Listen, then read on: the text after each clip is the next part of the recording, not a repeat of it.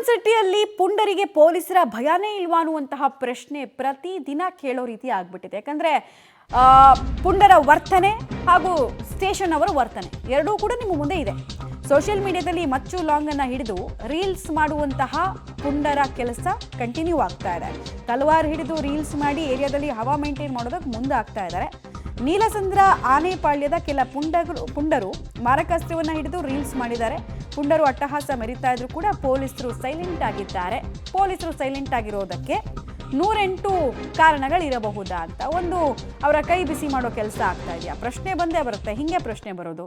ಅಥವಾ police ಸ್ಟೇಷನ್ಗಳನ್ನು settlement ಸೆಂಟರ್ಗಳಾಗಿ ಈ ಪುಂಡರುಗಳು ಮಾಡ್ಕೊಂಡಿರೋದ್ರ ಪರಿಣಾಮ ಅವ್ರ ಬಗ್ಗೆ ಏನಕ್ಕೆ ಭಯ ಪಡೋದು ಅಂತ ನೀವು ವಿಜುವಲ್ಸನ್ನು ಗಮನಿಸ್ತಾ ಇದ್ದೀರಾ, ಫೋಟೋಗಳನ್ನು ಗಮನಿಸ್ತಾ ಇದ್ದೀರಾ. ಇದೆಲ್ಲವನ್ನ ಕೂಡ ಮಾರಕಾಸ್ತ್ರಗಳನ್ನು ಸಾರ್ವಜನಿಕವಾಗಿ ತೋರ್ಸಂಗೇ ಇಲ್ಲ. ಸೆಕ್ಷನ್ಸ್ ಹಾಕ್ತಾರೆ, ಕೇಸ್ ಬೀಳುತ್ತೆ. ಬಟ್ ಇವರು ಸ್ಟೇಟಸ್ನ ಮೇಲೆ ಸ್ಟೇಟಸ್ ಹಾಕ್ತಾ ಇದ್ದಾರೆ. ಇವ್ರ ಮೇಲೆ ಯಾವುದೇ ಸೆಕ್ಷನ್ಸು ಇಲ್ಲ, ಇವ್ರನ್ನ ಅರೆಸ್ಟ್ ಮಾಡೋ ಕೆಲಸನೂ ಆಗಿಲ್ಲ. ನೋಡಿ, ಅಲ್ಲಿ ಸಾರ್ವಜನಿಕವಾಗಿ ಆತನ ತಲವಾರನ್ನು ಅಶೋಕಿಗೋಸ್ಕರ ಪ್ರದರ್ಶನ ಮಾಡಿದ್ದಾನೆ. ಆಮೇಲೆ ಇದನ್ನೆಲ್ಲ ಪಿಸ್ತೂಲ್ನ ಹಿಡ್ಕೊಂಡು ಬೇರೆ ಸ್ಟೇಟಸ್ಗಳನ್ನು ಹಾಕ್ಕೊಂಡು ಕಾಲ್ಗಳಲ್ಲಿ ಮಾತಾಡಿಕೊಂಡು ನೋಡಿ, ಇದು ಆನೇಕಲ್ ಭಾಗದ ಪೊಲೀಸರ ಕಾರ್ಯಕ್ಷಮತೆ, ದಕ್ಷತೆ ಎಂಥದ್ದು ಅನ್ನೋದನ್ನ ಪ್ರಶ್ನೆ ಮಾಡೋ ರೀತಿಯಲ್ಲೇ ಇದೆ.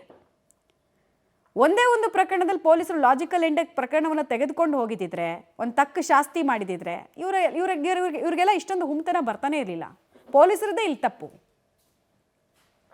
ಡೀಟೇಲ್ಸ್ ಕೊಡ್ತಾರೆ ನರಸಿಂಹಮೂರ್ತಿ. ಒಂದೇ ಒಂದು ಪ್ರಕರಣದಲ್ಲಿ ಲಾಜಿಕಲ್ ಎಂಡಿಗೆ ಇತ್ತೀಚೆಗೆ ತಗೊಂಡು ಹೋಗಿದ್ದಿದ್ರೆ ಪ್ರಾಬಬ್ಲಿ ಈ ಪುಂಡರಿಗೆಲ್ಲ ಈ ಥರದ್ದೆಲ್ಲ ಫೋಟೋಗಳನ್ನು ಹಾಕೋದಕ್ಕೆ 100 ಸಲ ಯೋಚನೆ ಮಾಡಿರೋರು. ಬಟ್ ಒಂದು ಜನರಲ್ ನಿಧಾನವಾಗಿ ಒಂದು ಭಾವನೆ ಕೂರ್ತಾ ಇದೆ. ಪೊಲೀಸ್ ಸ್ಟೇಷನ್ ಅಂದರೆ ಸೆಟಲ್ಮೆಂಟ್ ಸೆಂಟರ್ ಆಗಿಬಿಟ್ಟಿದೆ. ಎಲ್ಲ ಕಾಂಪ್ರಮೈಸ್ ಮಾಡಿ ಕಳಿಸ್ಬಿಡ್ತಾರೆ. ಏನಾಗುತ್ತೆ, ಯಾರಿಗಾದ್ರೂ ಹೊಡೆದ್ರೆ ಏನಾಗುತ್ತೆ, ಯಾರ ಮೇಲಾದರೂ ಅಟೆಂಪ್ಟ್ ಮಾಡಿದ್ರೆ ಏನಾಗುತ್ತೆ, ನಾವು ಅವ್ರಿಗೆ ಕೊಡಬೇಕಾಗಿರೋ ಮಾಮೂಲು ಕೊಟ್ಬಿಟ್ಟು ವಾಪಸ್ ಬಂದ್ಬಿಡ್ತೀವಿ ಅನ್ನುವಂತಹ ಒಂದು ಬಂಡತನ ತುಂಬ್ತಾ ಇರೋದ್ರಿಂದಲೇ ಈ ರೀತಿ ಆಗ್ತಾ ಇರೋದು ಅಂತ. ಮಮತಾ, ಬಹುತೇಕ ಸಂದರ್ಭಗಳಲ್ಲಿ ಈ ರೀತಿಯಾಗೂ ಕೂಡ ಆಗಿದೆ. ಅಂದರೆ ಯಾರು ತಪ್ಪಿತಸ್ಥರು ಇರ್ತಾರೋ ಅಂಥವ್ರನ್ನ ಕೆಲ ಸಂದರ್ಭಗಳಲ್ಲಿ FIR ದಾಖಲಿಸಿ ಅಂಥವ್ರನ್ನ ಜೈಲಿಗೆ ಕಳಿಸುವ ಕೆಲಸಗಳು ಆಗ್ತಿಲ್ಲ. ಮತ್ತು ಯಾರು ಪುಂಡ್ರಿದಾರೋ ಅಂಥವ್ರಿಗೆ ಬಿಸಿ ಮುಟ್ಟಿಸುವ ಕೆಲಸಗಳು ಆಗ್ತಿಲ್ಲ. ಅದ್ಯಾವುದೋ ಆಸೆ ಆಮಿಷಕ್ಕೋ ಏನೋ ಒಳಗಾಗಿ ಕೆಲವರನ್ನು ಹಾಗೆ ಬಿಟ್ಟು ಕಳಿಸುವ ಕೆಲಸಗಳು ಕೂಡ ನಡೀತಿದ್ದಾವೆ. ತೀರಾ ಇತ್ತೀಚೆಗೆ ಬೆಂಗಳೂರಿನ DJ ಹಳ್ಳಿಯಿಂದ ಹೊಸಕೋಟೆವರೆಗೂ ಕೂಡ ಕೈಯಲ್ಲಿ ಮಚ್ಚು ಲಾಂಗ್ಗಳನ್ನು ಹಿಡಿದು ವೀಲಿಂಗನ್ನು ಮಾಡ್ಕೊಂಡು ಹೋಗಿದ್ರು. ಮತ್ತು ಬರ್ತಾ ಅದೇ ರೀತಿಯಾಗಿ ಮಾಡಿ ಆ ವಿಡಿಯೋಗಳನ್ನು ಸೋಷಿಯಲ್ ಮೀಡಿಯಾದಲ್ಲಿ ಹಾಕುವ ಕೆಲಸವನ್ನು, ಸಾರ್ವಜನಿಕವಾಗಿ ಭಯಭೀತಿಗೊಳಿಸುವ ಕೆಲಸವನ್ನು ಪುಂಡ್ರು ಮಾಡಿದರು. ಆ ಸಂಬಂಧ 14 ಜನರನ್ನು ಅರೆಸ್ಟ್ ಮಾಡಿ ಅವರೆಲ್ಲರ ಮೇಲೆ ರೌಡಿ ಶೀಟರನ್ನು ಪೊಲೀಸರು ಓಪನ್ ಮಾಡುವ ಕೆಲಸವನ್ನು ಮಾಡಿದರು.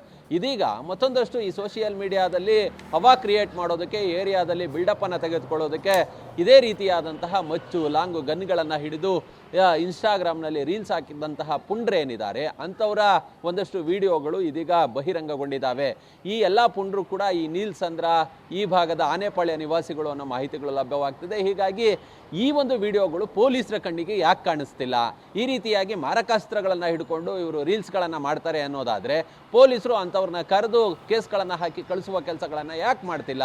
ಈ ಸಂಬಂಧ ಅಶೋಕ್ ನಗರ ಪೊಲೀಸ್ ಠಾಣಾ ವ್ಯಾಪ್ತಿಯಲ್ಲಿ ಬರುವಂತಹ ಆ ಒಂದು ನೀಲಸಂದ್ರ ಇರ್ಬೋದು, ಮತ್ತು ಆನೆಪಾಳ್ಯ ಇರ್ಬೋದು, ಆ ಭಾಗದ ಕೆಲ ಪುಂಡ್ರು ಈ ರೀತಿಯಾಗಿ ಮಾಡಿದ್ದಾರೆ ಅನ್ನುವ ಆ ಒಂದಷ್ಟು ರೀಲ್ಸ್ನ ವಿಡಿಯೋಗಳೇನಿದ್ದಾವೆ ಇದೀಗ ವೈರಲ್ ಆಗ್ತಿರೋದು.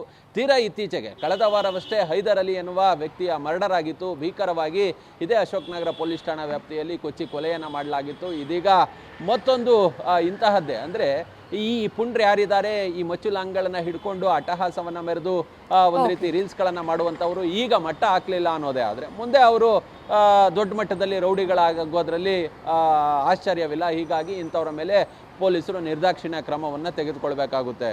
ಮಮತಾ, ರೈಟ್, ಧನ್ಯವಾದ ತಮ್ಮ ಮಾಹಿತಿಗಾಗಿ ನರಸಿಂಹಮೂರ್ತಿ.